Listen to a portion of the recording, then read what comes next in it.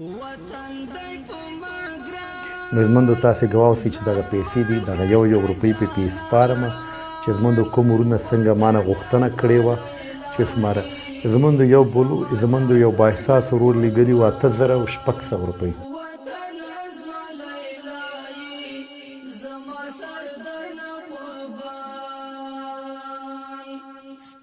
8500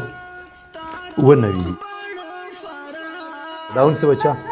8600 دا بچا وګوره بچ هر چې د غواړې ځان ته واخله ښه بچا صحیح ده ښه زموږ دغه یو بل ورور 50000 روپۍ رالیږلي د هغې ویلي چې 25000 دې کورنۍ ته ورکړه 25000 کالداري بل کورنۍ ته ورکړه دا د هغې ورور پیسې دي بچا دا هم واخله صحیح ده ګوره که نه څومره دي صحیح ده بیا زموږ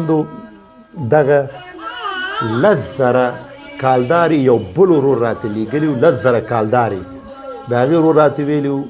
چې 10000 کالداري ورکړه زموږ کالداري په دې ورکوم چې کالداري را لیږلي وو چې حساب کې فرق دی نه شي دا نور زموږ کالداري ورکوو دا وره بچا دا 10000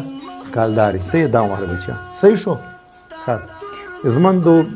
دغه 50000 کالداري بل ورور راته را لیږلي وو دا د ګډوډ کړی دا 50000 زموږ دغه بل بااحساس ورور کالداري را لیږلي د هغې ویلو چې افغانۍ ورکړه که زموږ ما کالداري راوړلې په دې چې نور هم کالداري وي چې په حساب کې زموږ څه فرق رانه شي نو زموږ د بنسټ اصول دی چې کوم ورور موږ ته کومې پیسې راولیږي بیا هماغه پیسې موږ پې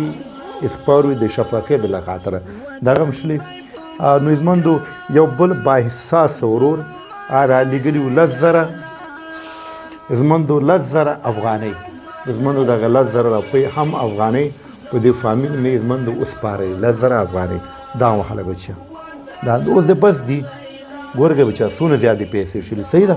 اوس هر څه اخیستی شي صحیح ده اوس بچیا هر څه اخیستی شي صحیح ده نو زموږ دا زموږ خپرونه دغې فامیل سره انشاءالله بیا به ستاسو خدمت ته حاضرېږو اجازه راکړئ الله حافظ